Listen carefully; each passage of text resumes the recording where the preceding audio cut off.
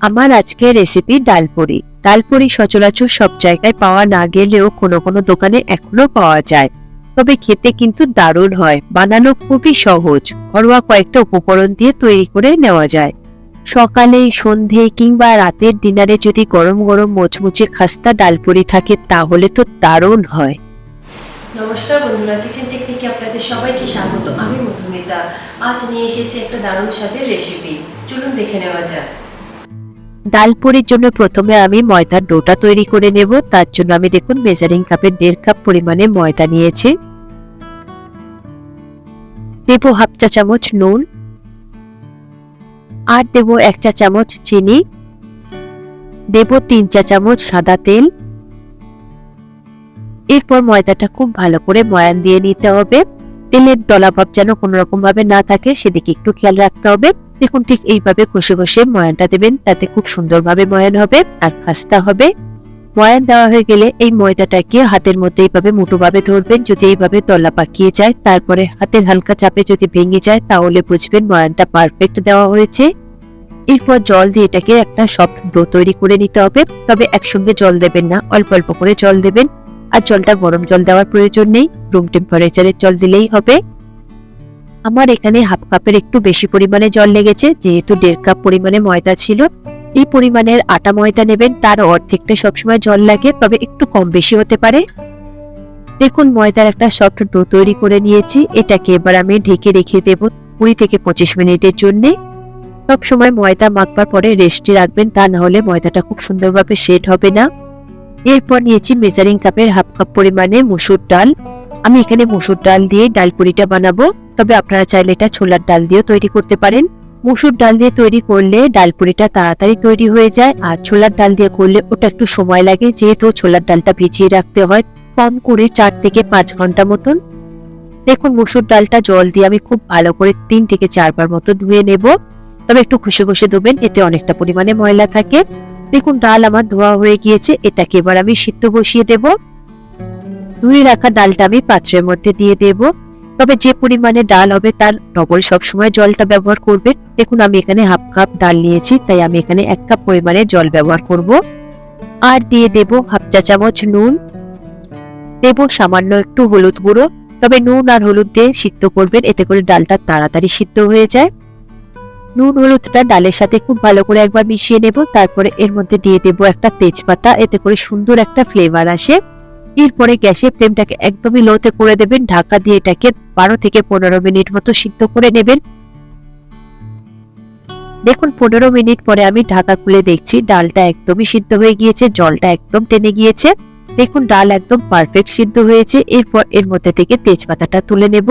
তারপরে খুন্তির সাহায্যে এই ডালটাকে খুব ভালো করে একটু মিশিয়ে নেব। মিশানো হয়ে গেলে সিদ্ধ ডালটাকে একটা পাত্রের মধ্যে ঢেলে নেব। তারপরে ওই পাত্রটাকে পরিষ্কার করে আমি আবার দেখুন নিয়েছি। এর মধ্যে দিয়ে দেব 3 চা চামচ সাদা তেল। লো ফ্লেমে তেলটাকে গরম করে নেবেন। তারপরে এর মধ্যে দিয়ে দেব 1 চা চামচ রসুন বাটা, তবে এখানে চাইলে আপনারা রসুনটা কুচিয়েও দিতে পারেন। এরপর রসুনটাকে লো ফ্লেমে একটু ভেজে নিতে হবে, কাঁচা গন্ধ চলে যাওয়া পর্যন্ত। এখন 1 মিনিট মতো আমি ভালো করে রসুনটা ভেজে নিয়েছি। এরপর ওর মধ্যে দিয়ে দেব সিদ্ধ করে রাখা ডাল। ডাল দেওয়ার পরে গ্যাসের ফ্লেমটাকে লোতে রেখে খুব ভালো করে একবার মিশিয়ে নেব। এরপর এর মধ্যে দিয়ে দেব 1 চা চামচ ভাজা জিরের গুঁড়ো, দেব 1 থেকে 1.5 চা চামচ চিলি ফ্লেক্স। তবে নুনটা আমি এখন আর ব্যবহার করব না, আগে যেহেতু সিদ্ধর সময় দিয়েছিলাম। দিয়ে দেব একটা মিডিয়াম সাইজের পেঁয়াজটাকে আমি বেরেস্তা করে রেখেছিলাম, সেই পেঁয়াজ বেরেস্তাটা আমি দিয়ে দেব। তবে আপনারা চাইলে তেলের উপরে একটা পেঁয়াজ কুচিয়ে বেরেস্তার মতো করে ভেজে নিতে পারেন। এরপর গ্যাসের ফ্লেমটাকে মিডিয়ামে করে দেবেন, দিয়ে ডালটাকে খুব সুন্দরভাবে মিশিয়ে নেবেন। তবে এই ডালটা একদম শুকনো করে ড্রাই করতে হবে, একদম যাতে ঝুড়ো ঝুড়ো হয়ে যায়।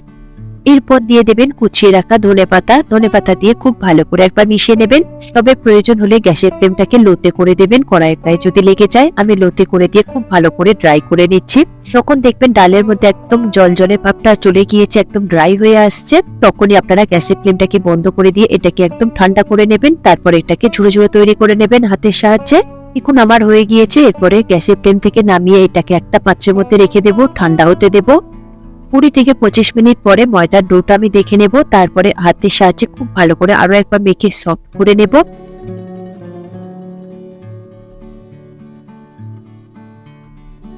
দেখুন ডোটা সফট হয়ে গিয়েছে। এরপরে লেচি কেটে নেব। তবে এই লেচিগুলো খুব বেশি বড় বড় করবেন না, কচুরির মতো এগুলো খুব বেশি বড় হয় না, একটু ছোট সাইজেরই হয়।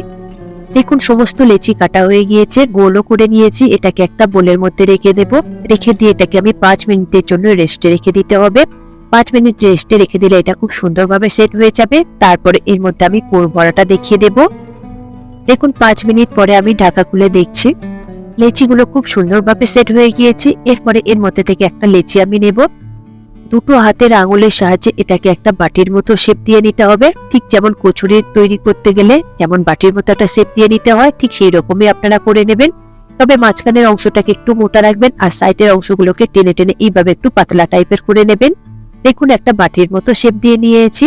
এরপরে ডালটা দেখুন একদম ঠান্ডা হয়ে গিয়েছে আর হাতের সাহায্যে ভেঙে একদম ঝুড়ো ঝুড়ো করে নিয়েছি। দেখুন কত সুন্দর হয়েছে, ঠিক এইরকমই ঝুড়ো ঝুড়ো করে নেবেন। এরপর প্রয়োজন মতো ওই ডালটা নিয়ে ওই বাটি তৈরি করে রাখা লেচির মধ্যে দিয়ে দেবেন। তারপর আঙুলের সাহায্যে ডালটাকে একটু চেপে চেপে দেবেন। এরপরে সব কটা মুখগুলো এক জায়গায় এনে এইভাবে ঠিক মুড়ে দেবেন, যেমন আমি করছি। সব কটা মুখ এক জায়গায় আনার পরে এইভাবে একটু ঘুরিয়ে ঘুরিয়ে নেবেন, যাতে খুব সুন্দরভাবে এটা আটকে যায়। তারপরে এক্সট্রা যে ময়দার ডালাটা তৈরি হবে সেটাকে বাদ দিয়ে দেবেন। দেওয়ার পরে দুটো হাতের সাহায্যে খুব ভালো করে একটু গোল করে নেবেন, যাতে খুব সুন্দরভাবে সেট হয়ে যায়। দেখুন একটা লেচিতে পুর ভরা হয়ে গিয়েছে। আরো একটা করে আমি আপনাদের দেখিয়ে দেব। প্রথমে একটা লেচি নেবেন, তারপর দুটো হাতের আঙুলের সাহায্যে খুব ভালো করে এটাকে একটা বাটি শেপ দিয়ে নেবেন। যে বাটি শেপটা দিয়েছি তার মাঝখানের দিকটা কিন্তু মোটা রয়েছে, তা না হলে কিন্তু বেলবার সময় ফেটে যেতে পারে। বাটির মতো শেপ তৈরি হয়ে গিয়েছে। এরপর পরিমাণ মতো আমি এখানে ডালটা দিয়ে দেব। তবে খুব বেশি দেবেন না, তাহলে কিন্তু ফেটে যাবে। পরিমাণ মতো অল্প করে একটু দেবেন। তারপরে সবকটা মুখ এক জায়গাতে এইভাবে নেবেন, নিয়ে খুব ভালো করে একটু ঘুরিয়ে ঘুরিয়ে নেবেন, যাতে খুব সুন্দরভাবে আটকে যায়। তারপরে এক্সট্রা ময়দাটা কেটে আপনারা ফেলে দেবেন।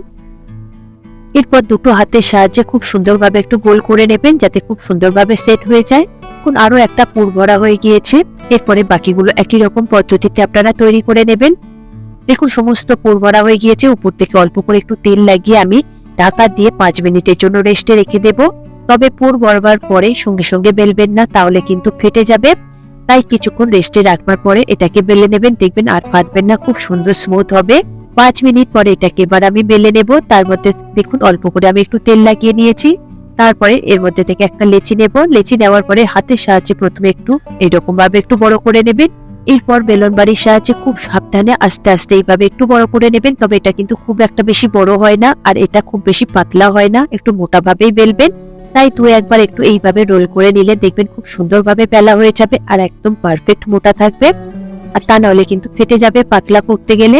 দেখুন একটা ডালপুরি বেলা হয়ে গিয়েছে, এটাকে একটা প্লেটের মধ্যে রেখে দেব। এরপর আরো একটা বেলে আমি আপনাদের দেখিয়ে দেব। প্রথমে একটা লেচি নেবেন, লেচি নিয়ে হাতের সাহায্যে একটু বড় করে দেবেন। দেওয়ার পরে বেলন বাড়ির সাহায্যে হালকা করে চাপ দিয়ে একটু বেলে নেবেন। তবে এটাকে মোটা রাখবেন। তবে এটা আটা কিংবা ময়দা দিয়ে বেলবেন না, এটা তেল দিয়েই বেলবেন। দেখুন আরো একটা ডালপুরি আমার বেলা হয়ে গিয়েছে, একটাও দেখুন ফেটে যায়নি। বাকিগুলো একই রকম পদ্ধতিতে আপনারা তৈরি করে নেবেন। এরপরে এগুলোকে এবার ভেজে নেব। তার জন্য আমি তেলটাকে গরম বসিয়ে দেব। যেহেতু এটা ডুবো তেলে ভাজা হবে, তাই পরিমাণ মতো তেল নেবেন, ঠিক যেমন লুচি কিংবা কচুরি গুলো ভাজা হয়। তেলটা হাই ফ্লেমে খুব ভালো করে গরম করে নিয়েছি। এরপর এর মধ্যে দিয়ে দেব ওই বেলে রাখা একটা ডালপুরি। ডালপুরি দেওয়ার পরে গ্যাসের ফ্লেমটাকে মিডিয়ামে করে দেবেন। দিয়ে খুব ভালো করে স্প্যাচুলা কিংবা খুন্তির সাহায্যে একটু এইভাবে নাড়াচাড়া করে দেবেন মাঝখানের দিকটা, তাহলে খুব সুন্দরভাবে ফুলে যাবে।